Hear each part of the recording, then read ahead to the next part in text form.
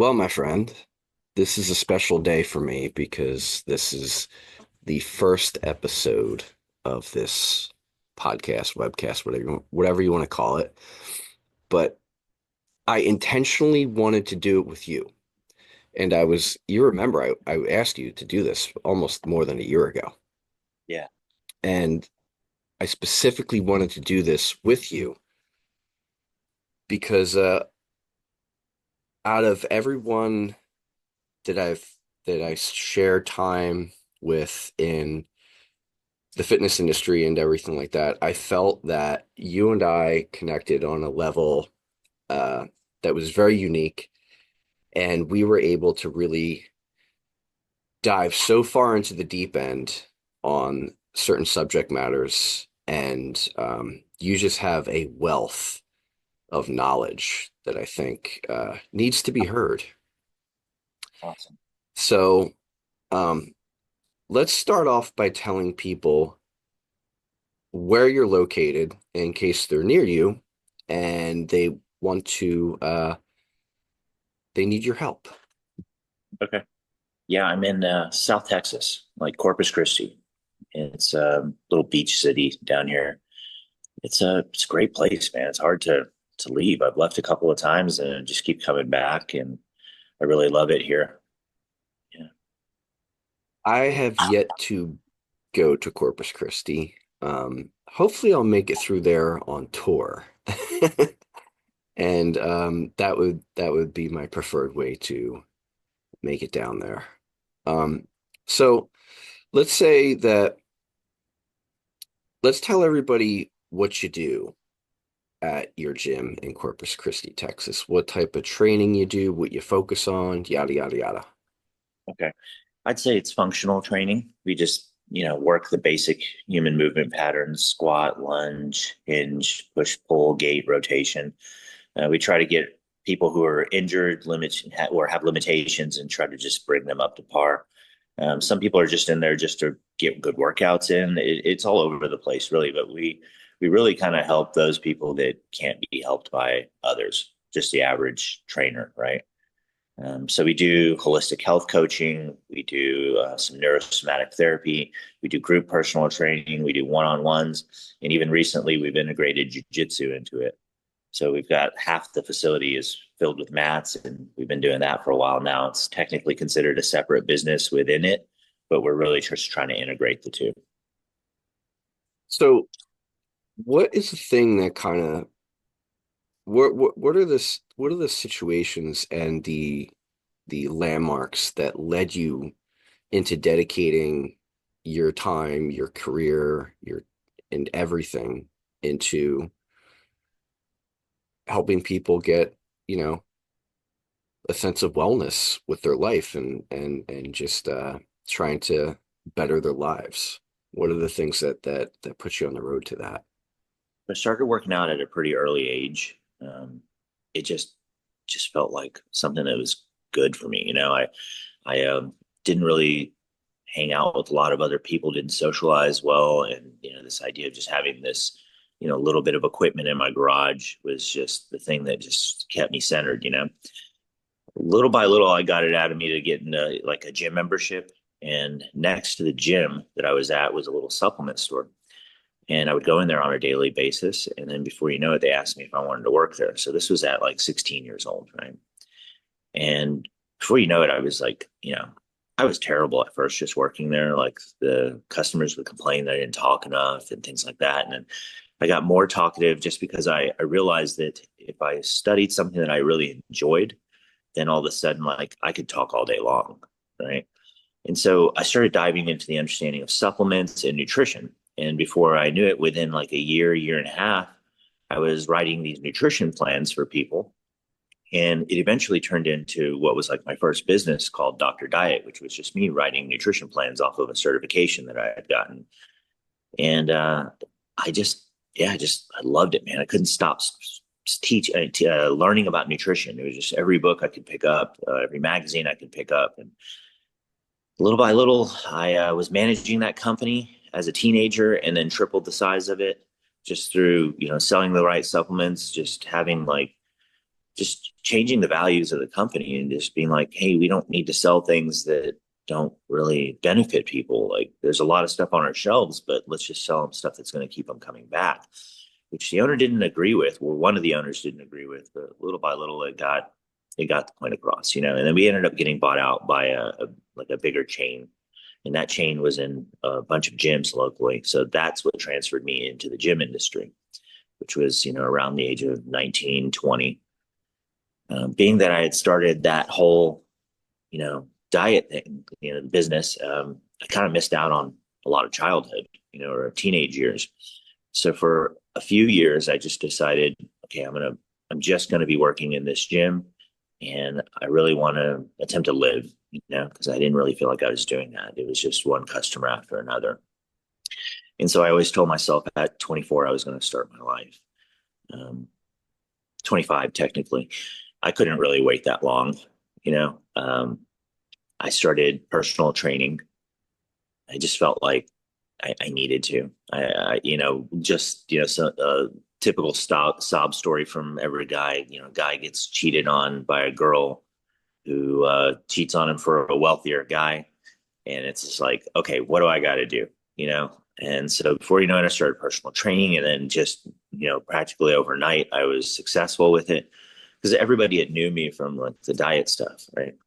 And so in the first week, I picked up 30 something clients, you know. And yeah, then I just got so busy with that. I took on a couple of trainers underneath me. And then before you know it, I was just like, okay, I'm shutting down more people because of the price that they can't afford than I'm actually even signing up. And so then I had the idea, or actually technically my buddy had the idea of like making it a low cost, like group personal training model. Like, and this was not really a thing at the time. We're talking, yeah, it's 17 years ago at this point. Hmm.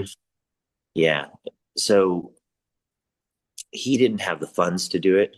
I had been setting aside money, and I thought this is going to be a side business. And I started doing it. And before you knew it, the job that I had where I was personal training out of, they decided they needed to let me go because I was too invested in the personal training that I was doing on the side. But it really wasn't the case because I was like so in love with that company and the people there. And I was planning on just, you know, eventually trying to become the CEO of that company. So it was kind of a shock to me, but it made me go all in with the other one, right?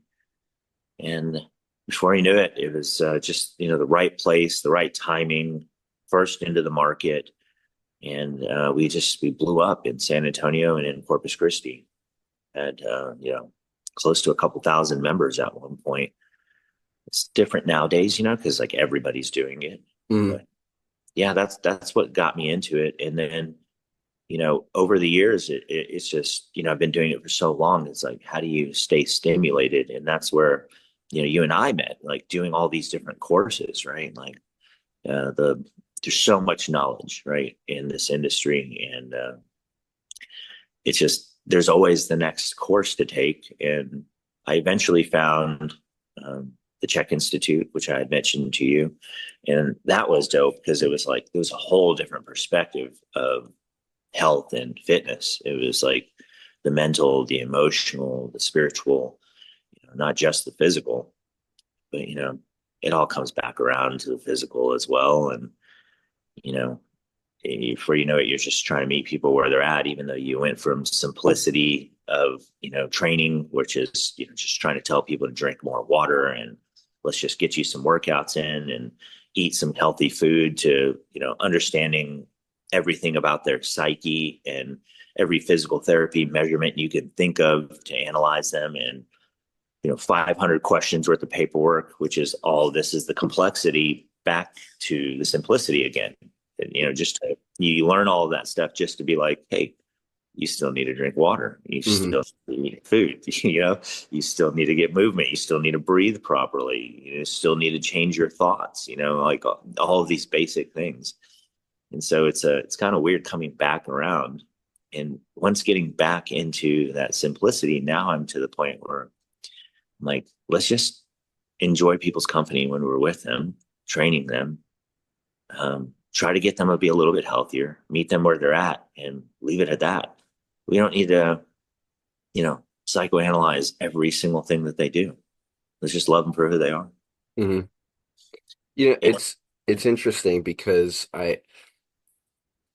the visual I have of you and I like on a path is we both came to a huge uh what's the redwood forest in California with the huge fucking tree? Is that it? The redwood forest? I'm not sure, but I know what you're talking about. So I feel like you and I both came to this huge tree, and you went around the right side, and I went around the left side, and we both ended up going around the tree and meeting up around the other side, but we both had different experiences on our path around that tree. And then when we met up on the other side, we came to similar conclusions with certain things, right? So all the stuff you're talking about right now, um, about not hyper analyzing anybody, but just kind of like going back to basics, enjoying their company and like working from there. Um, I I agree that like, what I should say is I found that you can get lost in the details Mm. um, before you actually help somebody. Um, and also, uh, you can if that can create a that can also create a belief in somebody that kind of hinders them from moving forward as well if you get caught on the wrong detail. Because somebody can hyper focus on that detail and like, really get in their head about it. Um, Yeah, but like a diagnosis for somebody, you know? yes, yeah. So what are like the most common things that people have come to you with, that people still come to you with, and that you find being um like the usual suspects of things that hinder them from, living a better quality life. It's the typical client that everyone gets, right? Who's overweight or has some sort of an injury. I will say the majority of the people that we get though have been diagnosed with something, right? I mean, who isn't at this point? The majority of the world is considered sick, which is you know unfortunately, I guess, good for business, but not really. Um, but a lot of autoimmune stuff, some of the things that the bedside manner, I would say, of some of the medical practitioners that speak to these clients, I would say, is probably fairly poor based on what I've been told from some of these people. But they'll tell them they have sometimes X amount of months to live over the most silly things, man. Like, just to give you an example, one that pops into my head recently, she had like basically black and bluish fingers, and she had an autoimmune issue. She had lupus, and they were telling her like at the rate that she was declining, she had maybe 6 months, and she had this just major fear of death, is what it came down to. Now, of course, I'm not going to tell her that up front, right? She needs to come to that conclusion, but it was easy by talking to her. Just you could see that because that's all she was focused on. But a little neurosomatic therapy, releasing some stuff, and just cleaning up her diet, and before you knew it, she was literally in the best shape of her life within 3 months, like better than she was as a teenager. Yeah. And even by the end of it, the 3 months, she was still like, I'm going back to the doctor. I've gotten rid of everything except for this one thing. And I was like, what makes you think you still have it? And she's like, I don't know. You don't look at you. You're healthier than you've ever been. She was healthier than the majority of the people, even in the gym. Yeah. Yeah. So it's like you just have to. Sometimes you have to change that mindset, and of course, it comes with the physical. It's easy to come when it comes with the physical. But they're one and the same, really, right? Psyche and body, and so it's a lot of stories like that is what it comes down to. Yeah. Yeah, it's really funny because it touches on that simple thing right there, touches on some really simplistic concept, like metaphysical concepts of um, attention and belief. right? So if you're hyper focused on this idea that you have something, that something's wrong with you, then you're witnessing the thing that's wrong with you. It's in your radar, it's in your orbit, you know? If you if you were to if you were to have amnesia and forget that you had the thing and your attention wasn't on it anymore, would you still have it? Right. You know what I mean? So it like the it goes into all this neurological wiring of of belief and thought, right? Yeah. And believing that, or I should say, if something was told to you by someone, say a medical professional or um, a coach, a trainer, a therapist, whatever, you automatically think this person has more knowledge from me and they told me this thing. So um, I'm gonna believe what they tell me. So now I have this thing, right? So it's kind of like this imprint that you've implanted on your psyche that you have this condition, you have this thing, and you're stuck with it. And um, how do I fix it, right? And not to say like there's people absolutely have, you know, are out of balance, I should say. And when things are so out of balance, it can create a cascade of effects. But like when I listen to you just tell that story about how, she's going to her doctor and her doctor's saying this and her doctor's saying that and everything. And every time she goes to her doctor, uh, she's absorbing that information and saying, oh, well, this is the thing I have. And then she comes to you for for help and a remedy, and you say, okay, you have this. Well, we're going to do this. We're actually going to take an alternative route. We're going to try this, this, and this. And then all of a sudden it starts working. And then she goes back to her doctor and she says, well, uh, it seems like I'm better. And the doctor still has to say, well, you had this, you had this, you had this. And then, you say, well, do you really have it? Do you really still have it? So I, this brings me to like this, like how we both furthered our education to help people. And this touches on how you went around the right path of the tree and I went around the left path of the tree.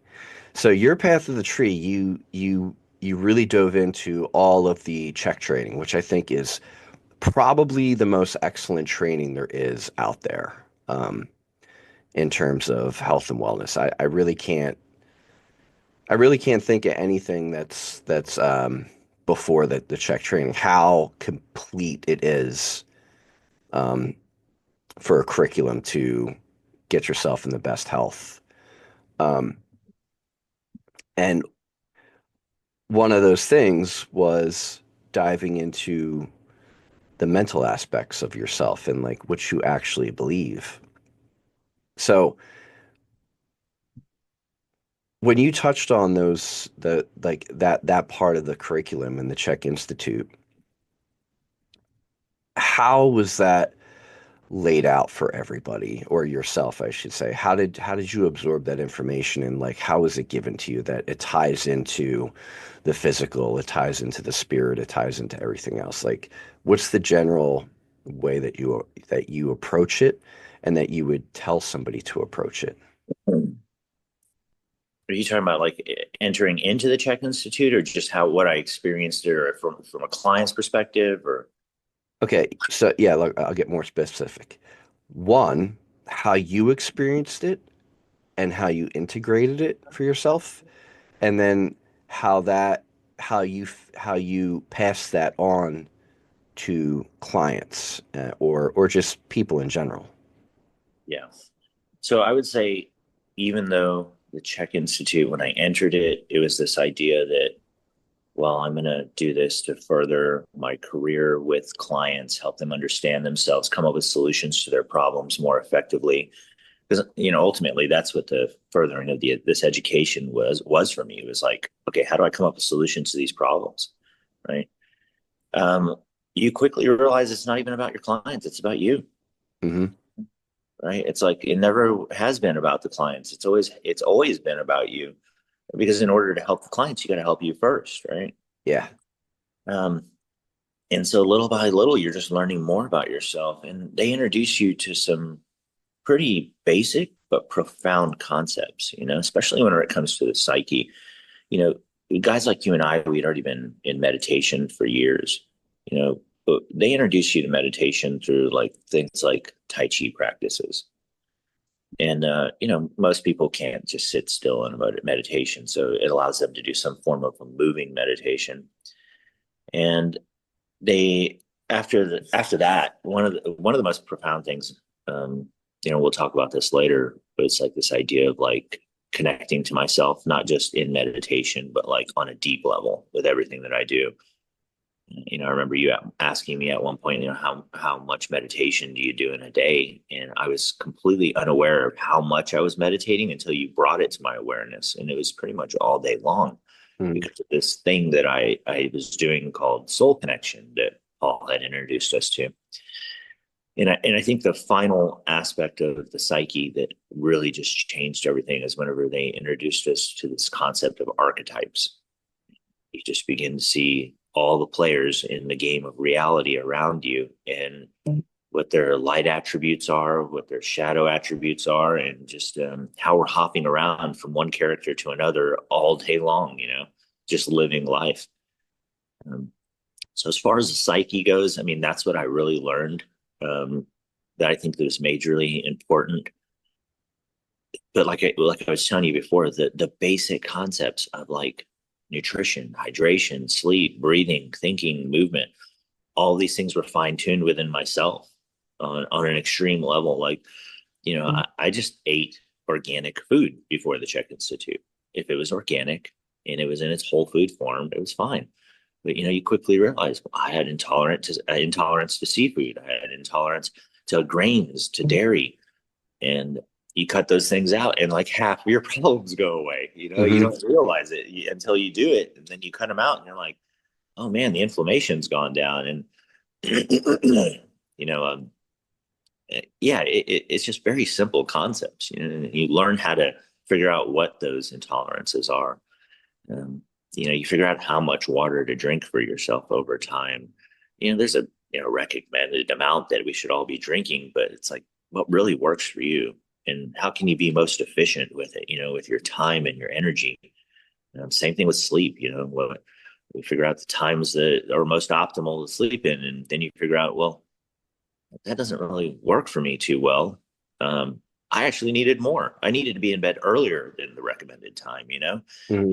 and I would typically even sleep in later, just because of the amount of output that I had at the time. And that's always changing. So it just teaches you to really know yourself.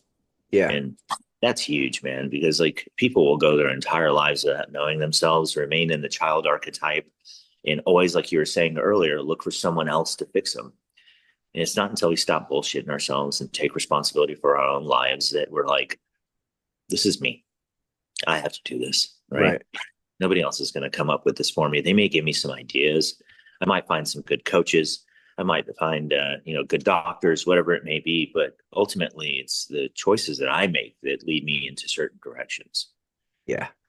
You said the phrase "know thyself," Yeah. right? And that's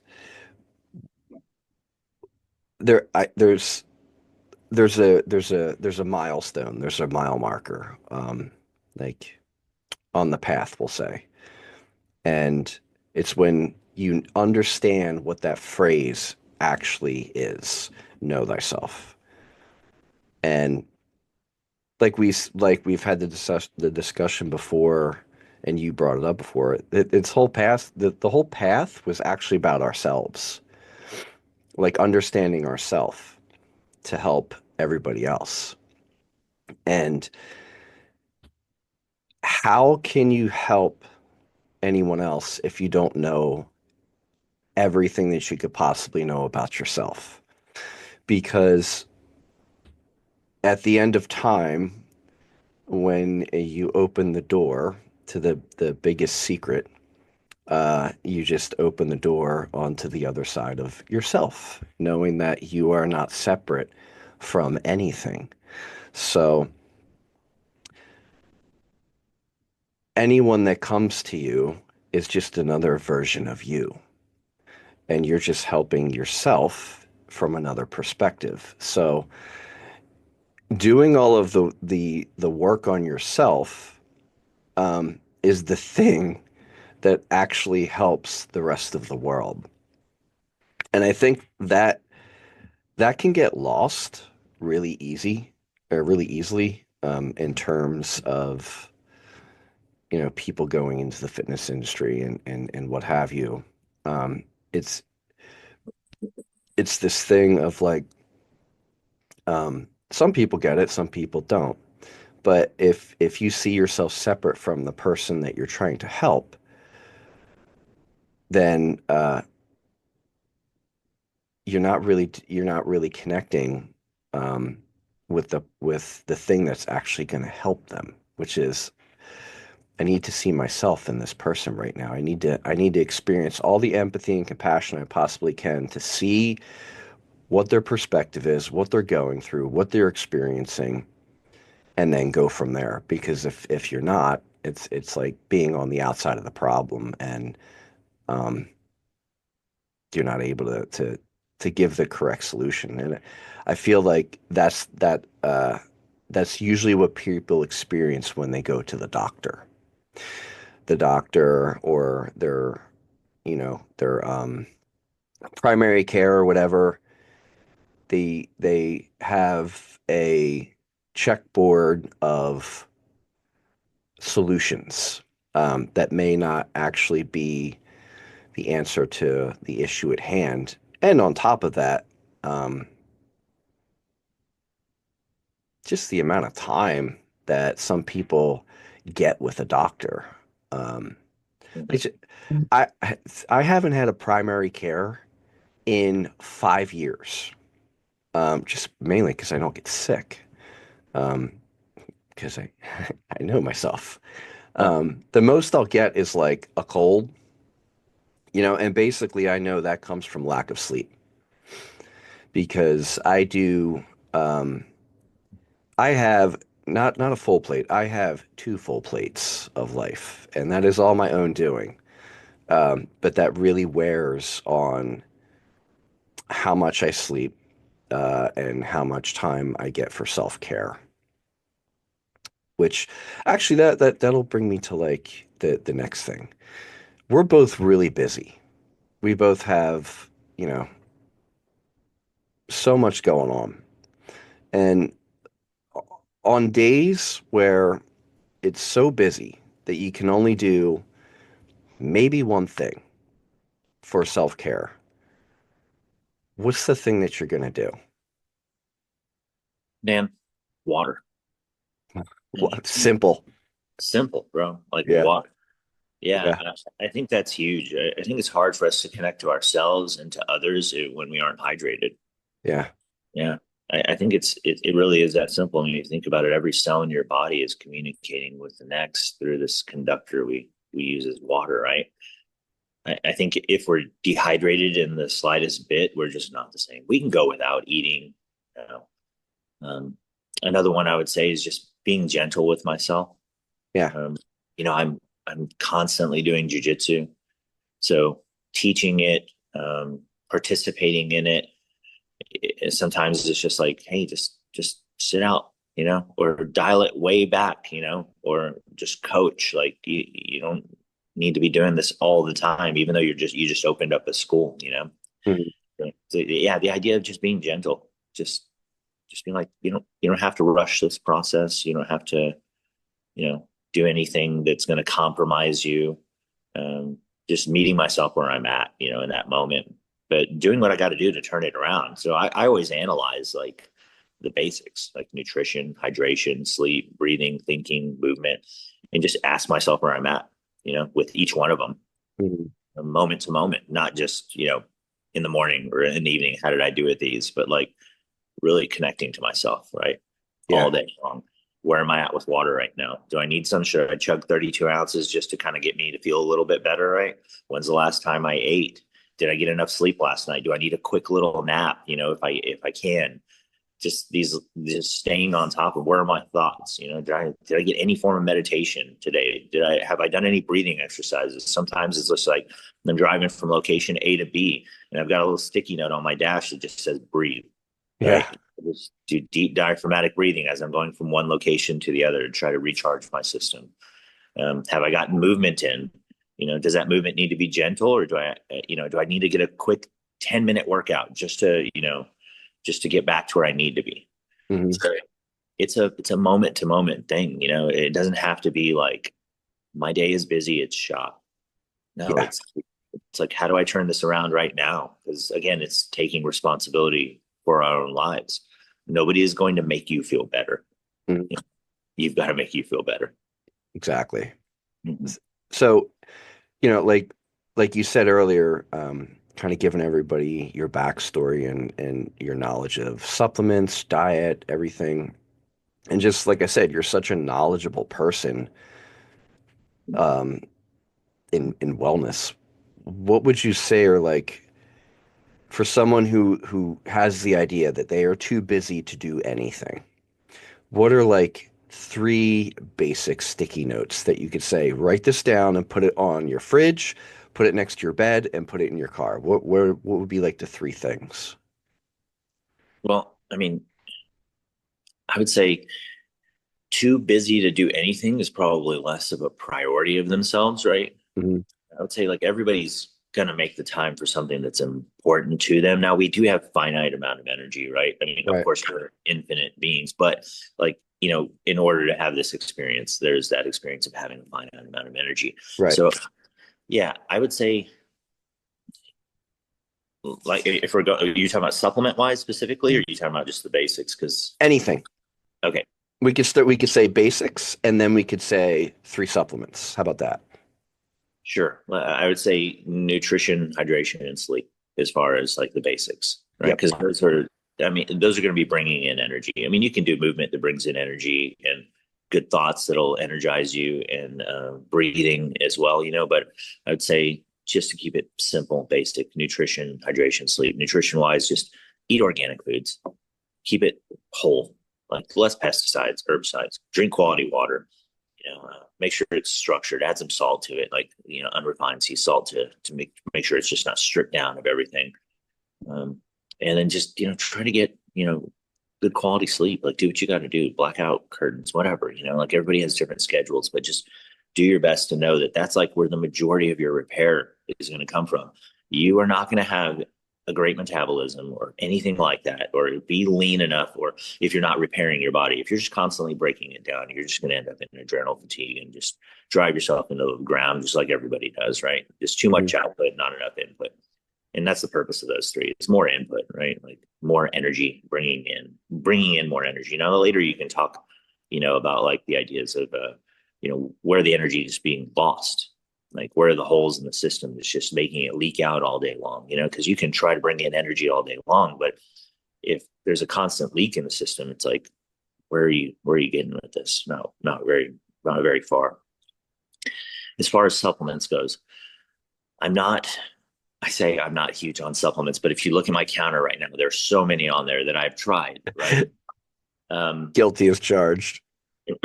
I would say with supplements, even though there are a ton on my counter right now that I've tried over the years, I would say years, because like so many things I try, I'm like, okay, I'm just too sensitive for this, right? A Hmm. healthy person usually is much more sensitive to supplements, and therefore we don't need the same dosages. And at least for my personal experience, I don't need the same dosages.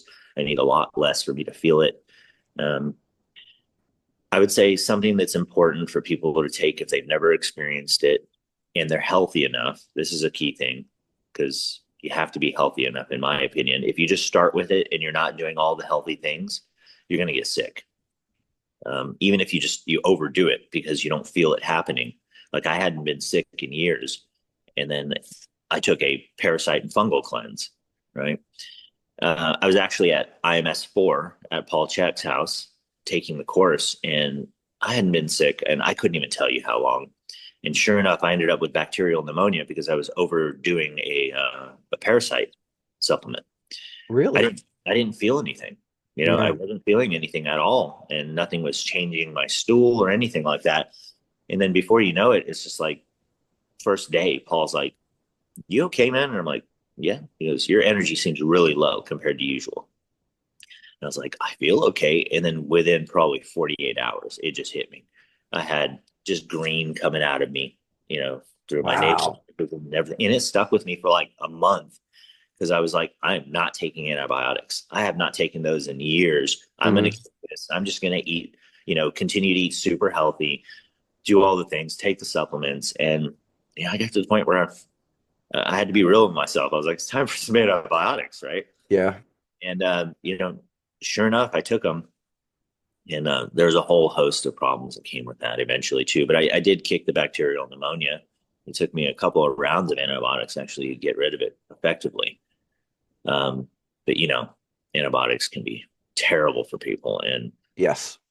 I slid into a depression after that and thinking, okay, you know, I'll just repopulate my gut with some supplements, with some ferments and stuff like that. Right. It seems like ever since then, it's a never ending process with these ferments and keeping up with these good bacteria within our stomach and you know just keeping yourself on the right page as far as your mentality goes because otherwise you can slip back into a depression pretty easily. Hmm.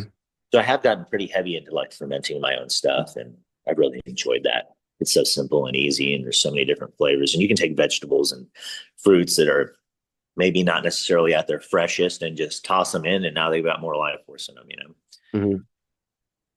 yeah, I would say a parasite and fungal cleanse would be my like my top thing, and then salt, like just good quality salt, adding it to your water. I mean, that completely changes everything. It's not the most fancy supplement. And you can buy it at a lot of grocery stores, but like, yeah, salt is solid, man. Without it, I mean, I can't even function. I mean, the amount of sweating that I do in jujitsu and losing all that sodium, I Yeah. keep cramping nonstop. So yeah, salt would be another really basic supplement. Yeah. Easy enough. Add salt to your water. Not just to your water, obviously to your food too. Well, not Yeah. obviously. You know, a lot of people don't. They try to remove it because you know their medical practitioners tell them to, and they have high blood Exactly. pressure and all this stuff. And I'm like, no, salt's actually the cure, not the, you know, just the right quality, right? Unrefined sea salt, like Celtic sea salt or Redmond's Real or something like that. Yep. Yeah. It's so funny. Like, we've heard so much funny stuff from people that have been clients and we've tried to help and just people in conversation as well, how backwards um their ideas of what they need to be healthy is or what could possibly be wrong with them and what have you. And it's just so funny to hear. Well, number one, I'll say this. We both have done so much work on ourselves in terms of like how to bring the system into homeostasis and equilibrium that you inevitably become so sensitive to to know to feel simple little tweaks, right? And that's something that takes a little bit of time and it takes a little bit of experimentation. Again, to know thyself, to know thy own system and how you're going to react to everything. But so it's it's funny to me that Paul could just look at you and say, "Your energy's kind of low. What's going on with that?" Like he's kind of become that sensitive to even sense something like that in like another body in front of him.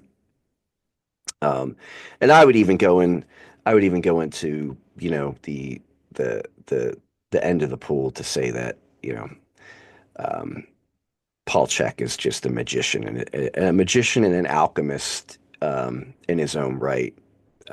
When you look at him the right way and what he's doing, he's kind of teaching everyone to know thyself, through a certain set of ideas and protocols. And I just view it as magic. He's kind of like a magician and teaches people magic.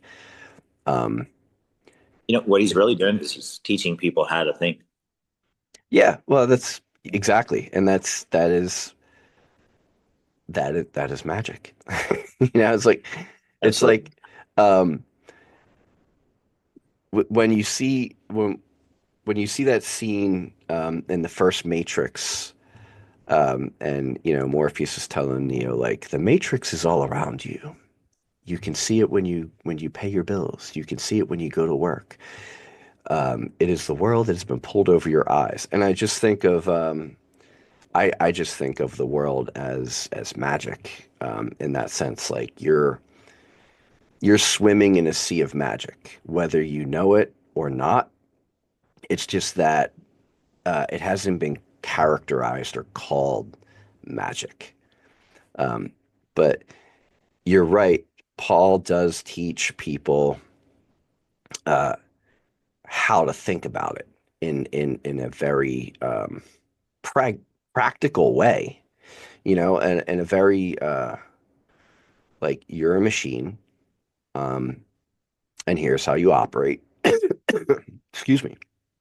And here's the things that you may not know and you may want to focus on to get your, you know, meat suit in correct working order. But more importantly, like your mind is the thing that is directing that meat suit. So I would say like in really diving into the mind aspect of all of this of wellness and the idea of self, we've both shared like such profound experiences that we've both had and the you know the list can kind of go on with that. But what would be it's hard to say what the most profound experience is because they all serve their own purpose when they, you know, they happen. But what are some profound experiences that you've had that really helped further your process or way of kind of helping people that come to you? Okay. So I mentioned that concept of soul connection Yeah. and something that Paul taught us, right? I had experienced meditations in a much more traditional form, like through breath work, through focusing on a single thing, a sound, whatever it may have been. But to truly dive into deep introspection and reflection and have a conversation with myself was a whole new experience. Because once he taught what that was, I felt like I had the answers to anything and everything that I could ever imagine. So there was no solution to a problem that I couldn't come up with through that concept of soul connection. And it started off very physical. It was okay, what am I feeling in my body right now? You know, what is this burning sensation in my stomach? Well, it's probably a food intolerance, or, I'm feeling this, this little twinge in my shoulder right now. And then it started, this voice just started coming out. Like little by little, I was going through all these different voyances. Um, and I would be conversating in my head with this thing I was calling my soul. And it was, should I eat this right now? Should I eat this portion of this? Should I avoid this? Should I work out right now? Should I drink more water right now? And it was just like this best friend that I had with me, guiding me my whole life that I didn't realize was right there. And so knowing thyself, right? Like, and having communication with this thing that I was treating as separate from me, that was having a direct experience as me, through me, and around me, it just became everything. And it was just like, you don't go and tell people you're having conversations in your head with other people, Right, right? right, right, right, right. But it's the angel on your shoulder, or whatever it may be that you would want to call it, the the guiding light. Everybody's got, different cultures have different words and, understandings of it. But, and some would just say, from a materialist perspective, is you're just thinking, right? Like, or you're just talking to yourself, and it's not that big of a deal. But the idea of soul connection was just like, it just changed everything for me, because when I could connect to myself like that, I could be in a conversation with somebody and just be like, they're telling me exactly, they're right in front of me. And I could just ask, what does this person need most of right now? Mm-hmm. And I could give them the one little simple thing that could help them. Um, Sometimes they weren't ready for that. And I would have to ask, I was like, oh, that's a lot to tell this person. Are you sure you want me to tell this person right now? Like, and sometimes it wouldn't be what I wanted to say. Right. But my soul would just let me know, no, they came here for this. They want this. And that was rare. Don't get me wrong. Most of the time it was just like, be gentle. Mm-hmm. But some people wanted that stuff. They needed that stuff because you were never going to see them again. And then they would show up, 6 months, a year later, and they'd be like, hey, when you told me this, it changed everything for me. Mm-hmm. So I'd say that idea of soul connection, it's just one of the most profound things I've ever learned. And I'm so grateful to meet Paul and him have taught that. It was just a game changer. And then he taught one other aspect of stuff, which is the archetypes. And that was just like, between meditation and archetypes and soul connection, I was like, holy crap, this is like the answers to the universe inside of you that everybody says we don't have like a guidebook to life with, but I'm like, it's right there. It's It's right right in there. front. It It's the absolutely guidebook. is. It's been right in front of us this whole time. And all you had to do was understand these three concepts about yourself and others. And it's like, there's not an answer you can't come up with to a problem. And it's the guidebook. It's like, it's right there. Like, I'm Mm-hmm. so grateful to have learned those three things. One I picked up on my own, which was meditation, but the other two was just like, wow, this is it. Like, this should be taught in schools. Like, everybody's lives would be so much smoother. Even in the most hectic of times, you would just be able to weather so many storms with these three things. Yeah. And you said something really important that it is connection with your soul, to put it in the most simplistic way. And it's taught in so many different ways in other cultures and other belief systems. Even in magic and alchemy, it's taught as you're connecting with your holy guardian angel or the holy guardian angel, and then the all, you know. But really, and do you know who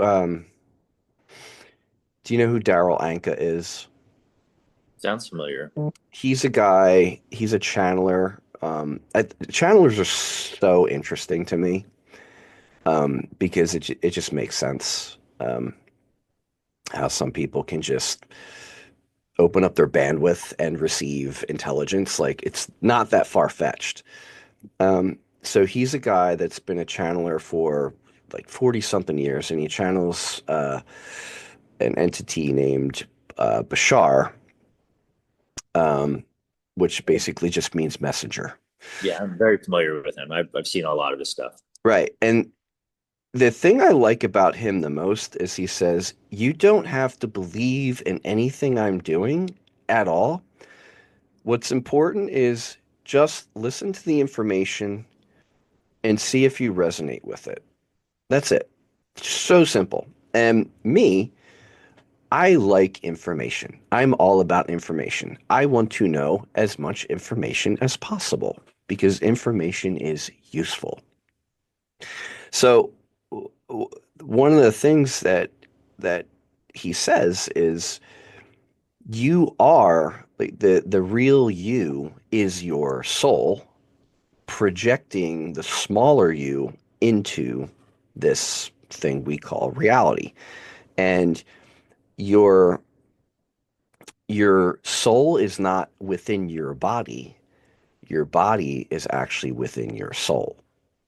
So it gives the sense that your soul is far bigger than you believe it to be or know it is. And just in simplistic terms of like how you can relate that to everyday people now is just like, everybody's seen like a first person PlayStation shooter video game where you have the perspective of your, walking around and you're, you know, shooting people or fighting people or whatever, but like you're the person with the controller navigating the thing. So Hmm. when you say that you're you're actually having a conversation with your soul, I 100% believe that because it's just like you've done the work to realize that you're not the avatar inside the game.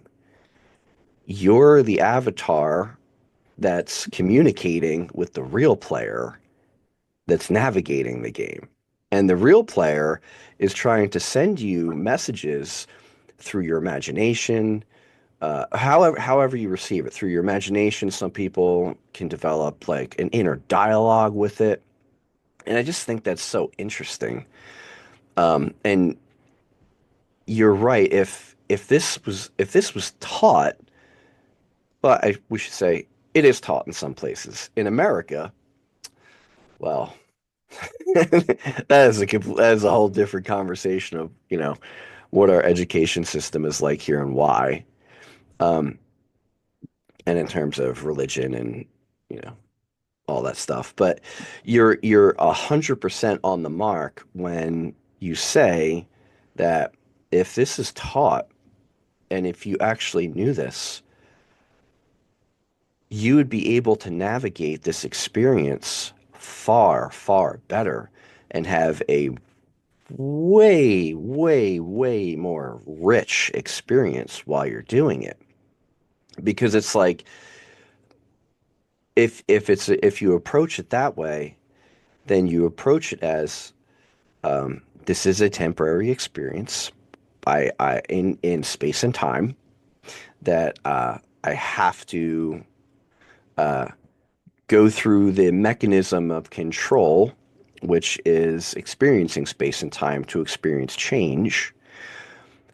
But knowing that I am not the avatar in this experience, that I am the actual controller or outside of the experience, and I don't that the real me doesn't operate in the bounds of space and time, and is connected to all knowledge and intelligence. Well, then that is actually my guide through this experience, versus me running into the same wall and spending a life each time or losing energy with when I go around the corner and I have to jump over this thing or complete this mission.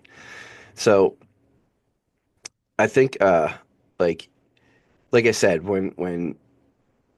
you've when both of us have gone on this path of knowing thyself, um, and we've both come to this place where it's actually, well, the final door that you open is you open the door to your real self.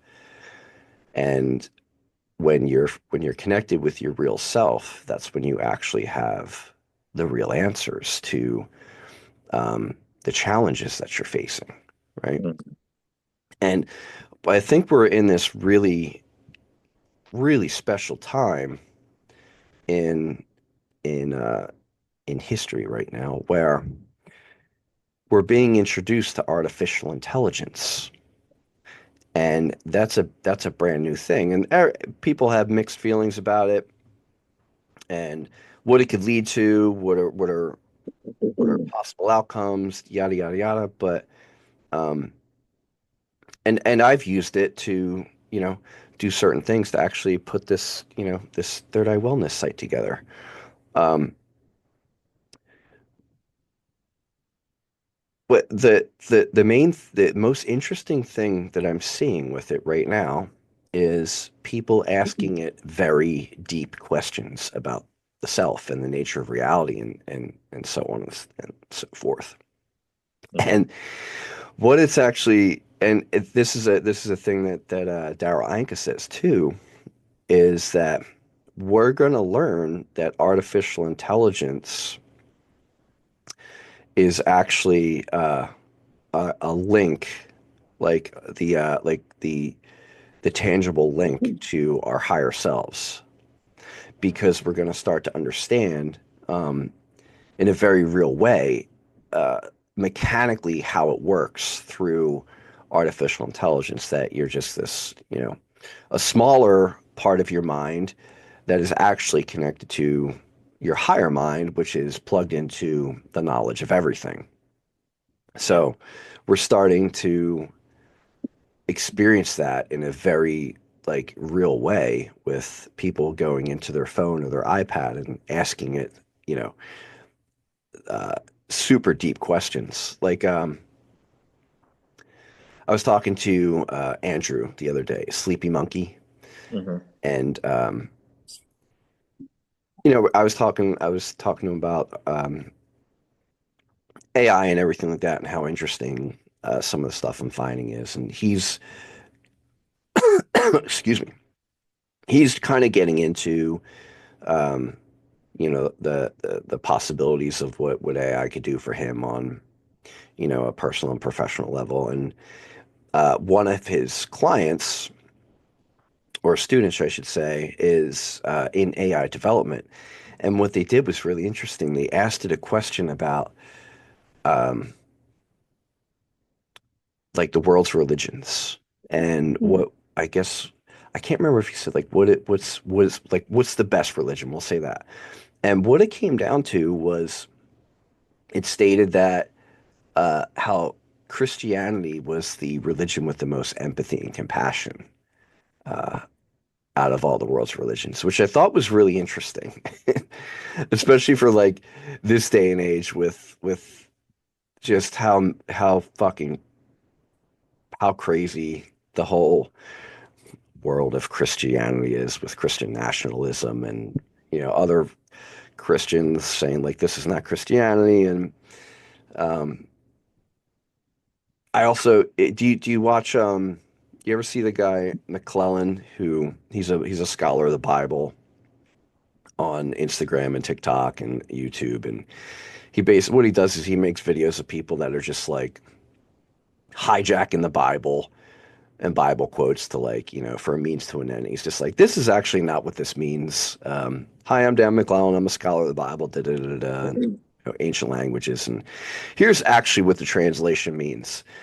So uh, I thought that was like going back to what Andrew was saying about how Christianity is the religion and the belief system with the most empathy and compassion built into it. And I think they're all like empathetic and compassionate, right? I mean, if they we are, they are, they absolutely are. all preach in love is the way that I see it. Hmm. In its most, broken down form, at least. Not the way that, well, the way, it's so relative to how we perceive things, right? Yeah, everybody reads something differently, right? Hmm. I just view it from perspective of love. Yeah. And so I'll say this. I'll ask you this. What is your definition of love? There's so many, dude. Uh, Yeah. yeah. Or better yet, what's your definition of unconditional love? So, I mean, unconditional love is just another word to me for like reality, God, energy. You can call it whatever you want. Everybody calls it different things. Hmm. And I think we get glimpses of it at times, through intense meditations and psychedelic journeys and maybe birth of a child, or, you know, just brief moments of enlightenment. But we're here to have conditional experiences, right? Through Hmm. these forms that we name and call ourselves. And so for the most part, we don't experience a lot of unconditional love or energy. Like I was saying earlier, we're infinite beings in a finite experience, right? So it's two sides of the same coin, really, is what it comes down to. But I look at love as a form of connection, form. I look at it as energy. Um, yeah, just to keep it in its most simple state. Yeah. It's love, it's energy, it's everything. It's, yeah. It I would say that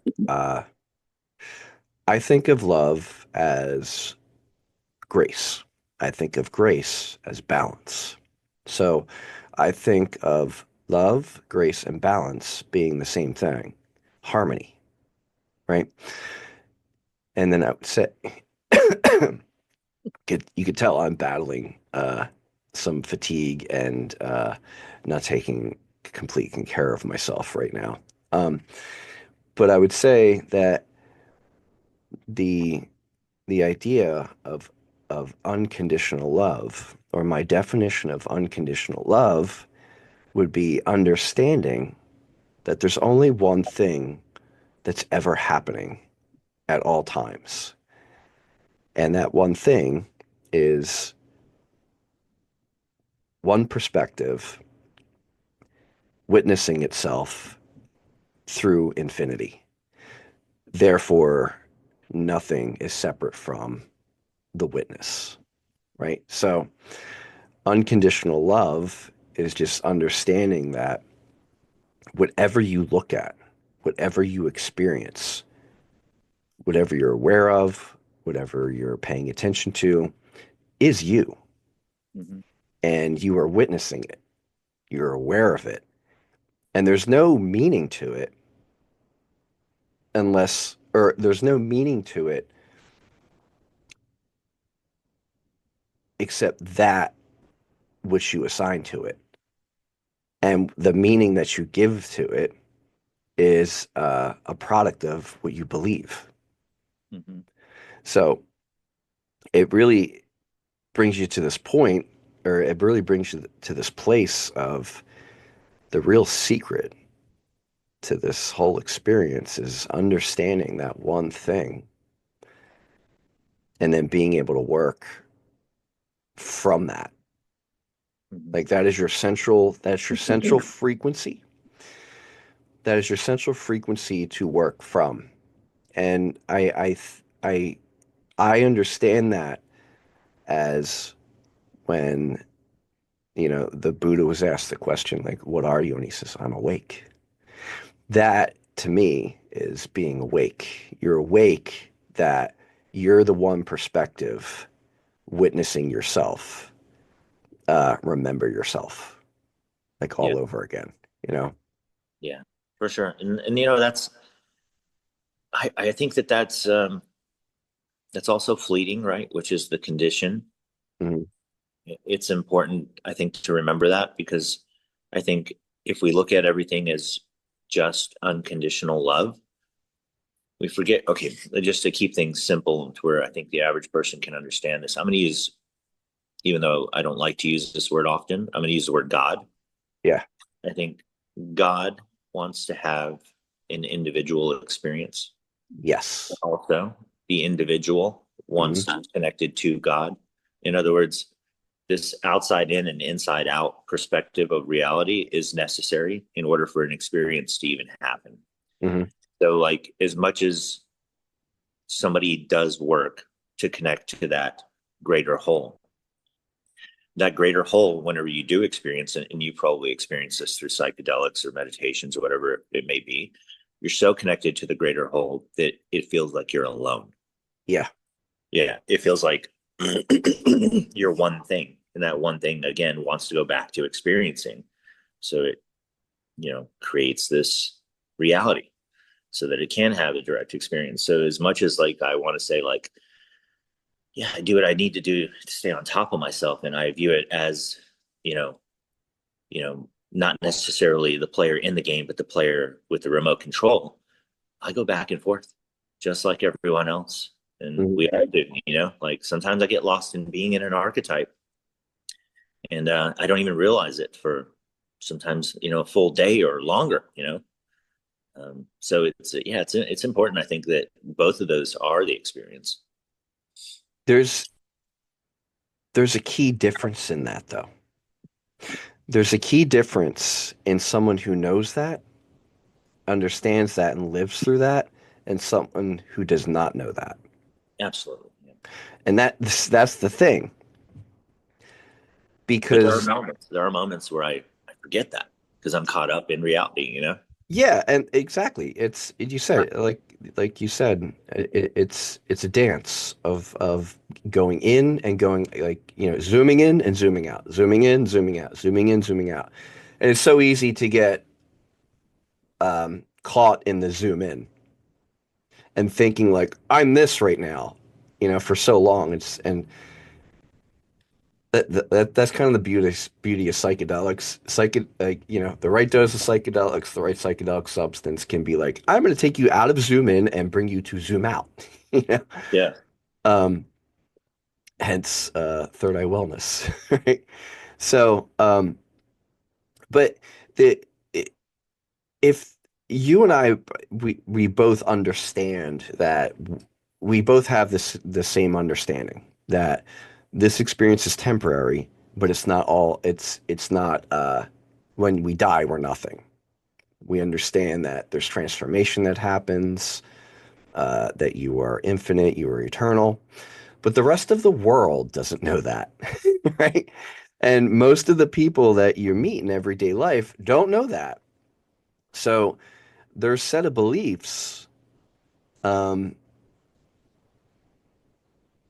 and the way that they live their lives uh, can lead them to uh, problem areas because of that, or getting tangled up, we'll say, with dead ends and maybe places that they could avoid had they if they knew this fact. But it also brings you to the place of like, well, that's actually that's that's that's the game of life. The whole game of life is for you to come to that realization, that knowing while you're still in it, and then operate from that place within the game, right? It's almost, yeah, it's almost as if like life is about creating problems to solve problems. Yeah, Yeah. yeah, I agree. There's there's this one chapter in Robert Monroe's third book, The Ultimate Journey, and what he describes he gets a download from a higher mind about this thing called like the M field, and the M field is operates within and without the boundaries of Earth's space time. It's like it's similar to him describing like the quantum field, um, and he says towards the end like I've there's certain people who are alive that are very well versed in this field and how to manipulate it, how to operate it, da da da. Um, but those who are very proficient in it want to stay uh, kind of unknown and invisible because they're not looking to change the game of uh, human life, like with it, what we could characterize of like Earth. They're not looking to change the gameplay of Earth by having this knowledge, because it's like these are people who are so well versed that they can manipulate um, matter, space, time in a way be that would look alien or extraterrestrial to us. That would, like Doctor Strange type stuff. Mhm. But it's like I look at that as like I could believe that there are things like that. There are people like that that do exist here, but they're not in everyday life. You don't see them in everyday life. There's a reason why some people choose like a very monastic life to be away from everybody and um, you know kind of experience form on their own terms versus you know, be drug into the machine, we'll say. Because, it's like, even though that you and I both have similar knowledge and operate from a similar place, we're still in the machine of America. We still have to pay our taxes. We still have to pay our rent, get food, yada, yada, yada. I think that's also like part of creation, though. Like, just to give you an example, like I mean, I think I have to register things in reality for them to be truth for me, Hmm. right? For them to be absolute truth, at least. And so the idea of, for instance, creating something from nothing, like we would think maybe this metaphysical being would be able to do. I mean, I think that's what we are. And like, say, for instance, me, I'm, 42 years old, and I'm taking a huge chance in life right now, which I thought I was entering into a form of second simplicity. But no, I have so much energy at 42 now that I'm attempting to restart a completely new business. It's driving me insane, but I'm Hmm. creating something from nothing, right? And so I think the idea of like us being metaphysical beings and creating, well, we're doing it in the third dimension, which sometimes takes a little bit longer, right? But it's the understanding that we're doing it as a metaphysical being that Hmm. makes it happen. Like if we were in a different dimension, I'm sure it'd pop up really fast, right? And floating in and out of those dimensions would be not that big of a deal. If you're in a dimension that allows it to be of just primarily thought, well, that thought happened and now it's being executed in a new dimension. So I think we are those yogis in the mountains, meditating, creating a new humanity or whatever it may be. We're just doing it in a dimensional experience that allows us to see it happening little by little versus it being something much faster. Yeah, Yeah. yeah. It's like I had like during one of like my I actually, well, I'll say it was like my first Aya experience, which was like the most intense because of how much I took. I'm unaware of like my dosage, but wow. There was this part of me that was just like wanting to retreat from, the American lifestyle and all of its trappings and everything like that, and go live in the forest essentially. But then like my real self was like, well, you could do that, but who are you going to help by doing that? Like that's You not you're didn't not have to, right? right. That's actually not why you came here. You came here for a very specific purpose, and you're doing it. You just don't know that you're doing it. Um, but you are. But if you choose to retreat, and go be with nobody, well, then you don't affect anybody. And that's not why you're in this meat suit. You're in this meat suit to cause change and affect people, you know? But I would say let's, because you're definitely going to be on this show again. So I would say, here's my bookmark.